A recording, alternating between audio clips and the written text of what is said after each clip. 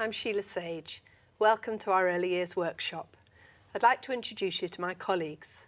Jed Cotton, who's the head teacher of an infant school in Hove, to Diane Rich, who's an early years consultant, and Julie Thomas, who's an accredited childminder. And we've seen your bus journey. It was absolutely delightful. Yes, thank you. And you obviously had to do a lot of planning for that. Yes, Tell I us about did. that. We go out and about quite a lot as a childminder. Obviously, it's easy to do, down to the shops or the park, and buses pass us a lot. And obviously, they are very interested in them. So I felt that that was a good starting point, really, and needed to build that into my planning. Shall we watch that little bit of video? Yeah.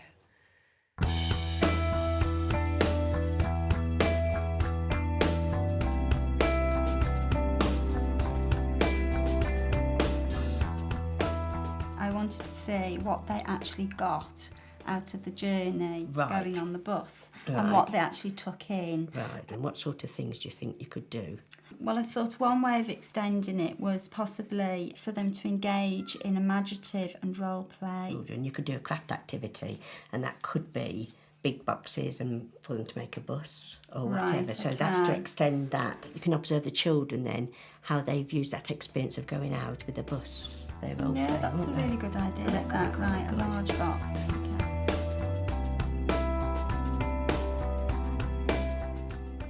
Jeb, we know that planning's important, but how do we feature the children in this? Well, I think what was really nice to see was in that planning episode, the children were the focus of the planning. You'd obviously observed, you knew them well, and you'd picked up a sense of their interests.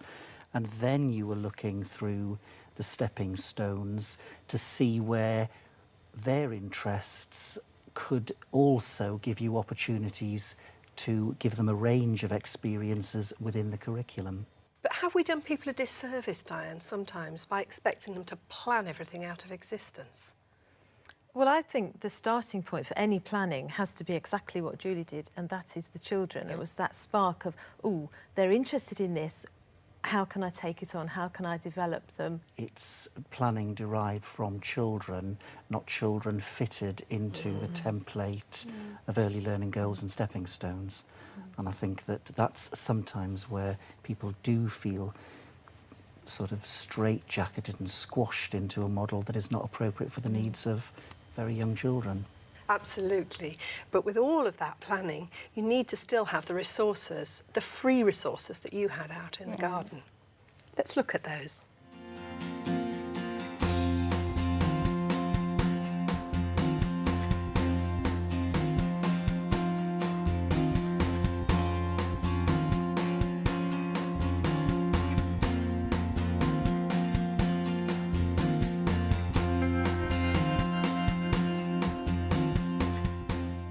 And I expect, Diane, you were really pleased to see they were outside. Certainly, I think you probably find, Julie, that outside is where your boys really like to be, and it's nice to see those activities outside, and nice to see you've anticipated some of the play that might be spun off from their first-hand experience of the bus ride. I mean, what I particularly liked about the range of things that you put outside was that not only would the children have a chance to build on the actual experience of the bus journey, but they could also use things and part of the different provision you made to extend other provisions. So they could, if they wanted to make a vehicle with the stickle bricks, they could take it to the road map, they might take it to the painting area and actually want of their own bat to paint a picture of it. And I think that sort of linkage or opportunities for linkage across a range of resources is really powerful. And what's nice is that within the resources you've put out, there's a lot of flexibility for those children.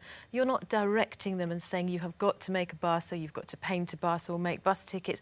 They could paint anything they want. They could build anything they want. They could go to any space in the garden that they want. So you're supporting them, but not directing them. I think that's good. But I think the bus was so important to them, wasn't it? Let's go on the bus journey with them.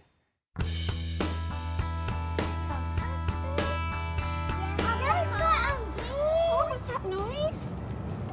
Did you hear the bell? What does that mean when the bell rings? We need to stop. We need to stop, don't we? That means somebody needs to get off. Yeah, that. Oh, another Did you hear it? Another bell? bell. Do you know what this is in the middle of the road here, what it's called? Yeah. A roundabout. Yeah, it's got And we've got arrows. to go round it, haven't we? Yeah. A big Oh. bus. A big bus. But that one looks like our bus, doesn't it? Yeah, 'cause it's got stairs on it, I think. Do you think that one's got stairs on it? Has that one got an upstairs to it? Yeah. Yeah, 'cause it's got top windows and bottom windows. Well done. It's got windows at the top and it's got windows at the bottom. There's a fire engine. Whoa! Did you I see got that? a fire engine. Have you? Oh, Oh, there's the police car. Oh, we've seen a fire engine and now the police car. Mum's got a bus. Wow. And how many buses? Yeah, it's like cars. It is like ours. Yeah, that's why I love A little bus. There's a big bus and a little bus. Yeah, 'cause that's called a mini bus or like a bus. Do you cinema? Oh, that is the cinema. Well done. Would you like to take a picture of it for me? Right. Wasn't that great? And Jed, you were itching to be on that bus, I could tell. Well, absolutely. I mean, for me, it just screams the power of first-hand relevant experience and all the learning that you can have just through conversation. I mean, the children actually were incredibly knowledgeable. They were just throwing out what they knew about the world around them all the time, and they were just stimulated by all the different things they saw, and it was great. I would have liked to have been there. Did they surprise you with some of the things that they came up with? They did surprise me because I'd planned for them obviously to have the experience of the bus, but actually I wanted them to note key features along the route. That was what my Yes. planning was. But what actually came out of it was just so amazing, and that on times it was nice just to sit back and watch and observe them and the language that they used and what they actually visualised themselves was Yes. just wonderful. What did you think, Diane, about when they noticed the cinema and the IT that they used? Well, I mean, for me, it just emphasised your passion for taking the children's interest. I mean, initially we know that the bus ride came about because the boys were interested in buses. But then on the way, they were pointing things out. And when the child said, oh, there's a cinema, you picked up on it and let him take a picture. Some children will have had throwaway cameras and will be quite familiar with taking pictures, but when you're introducing that to children, you've got to encourage them and remind them, hang on, you can choose, this is for you to decide what you take pictures of, and you picked up on his interest and encouraged him to take his own picture. I felt that I wanted to see whether they could actually recall it from memory when we got back. So that was another way of being able to use the camera to record the features along the route. Lovely thing to do, to sequence their journey Yes. and turn it into a book or whatever, or a timeline. Wonderful. Let's see what happened to them when they got off the bus.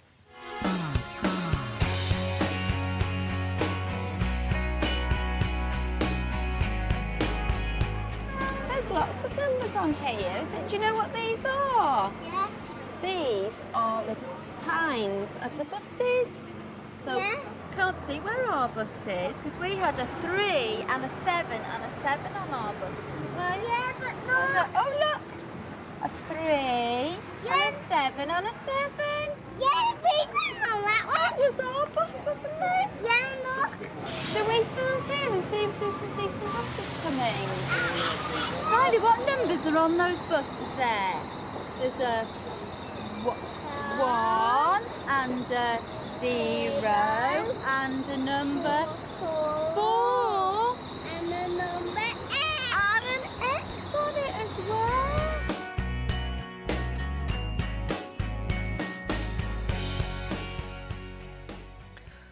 All that mathematical language in such a rich learning experience. And I think really it's nice to see them using number in context, Yes. authentic use of number. And they demonstrate quite clearly they can recognise 1, they can recognise 0, they can recognise 4. There's a purpose to those numbers. And that's very motivating to actually go on and be learners and learn about numbers. They are getting to sense what it's all about, why it's important to them. And what I really like is when he said X, you didn't correct it. You didn't say, no, that's actually not a number. You just repeated it but didn't preface it with the word number. I think that's very nice. because it's a pattern, isn't it? It is a pattern, yes. And how did the children take that on when you got back? The children were very, very excited, and especially when they actually saw the photographs that they'd taken on the journey, and were actually able to sequence them into order. And I then wanted to extend that into their creative development through role play, and to introduce a large box that maybe they would have liked to have turned into a bus. Let's watch it.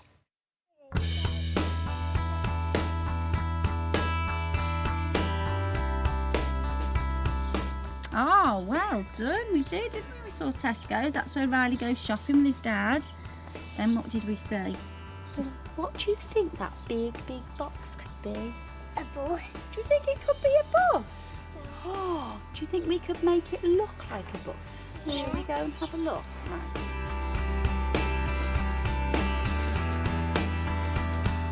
What about the number?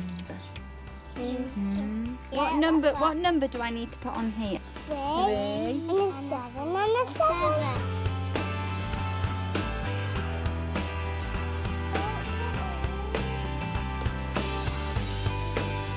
I want to go to the cinema, please.